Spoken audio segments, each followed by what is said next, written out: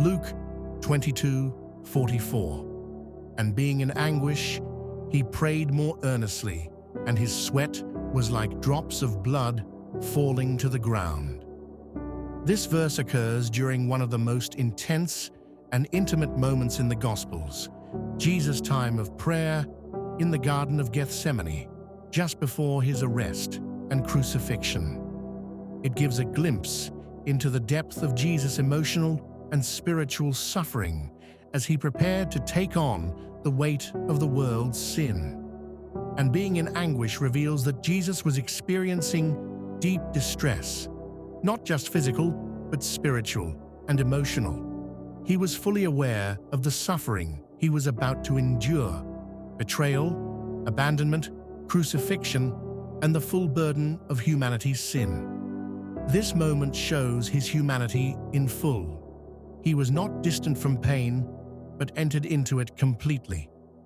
He prayed more earnestly illustrates his response to that anguish, not retreat or resistance, but deeper communion with the Father. Jesus intensified his prayer, demonstrating a model of how believers can turn to God in their most desperate moments. His determination to align himself with the Father's will, even through agony, reflects perfect obedience and trust. His sweat was like drops of blood falling to the ground, paints a powerful and graphic image of his agony.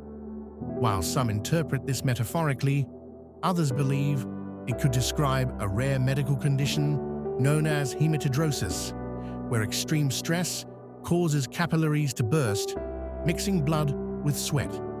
Either way, it conveys the severe pressure and suffering Jesus endured even before the cross. This verse reminds believers that Jesus truly understands suffering and that he willingly faced it to fulfill the Father's will and bring salvation. It also invites us to draw near to God in our own moments of anguish, knowing Christ has walked that path before us.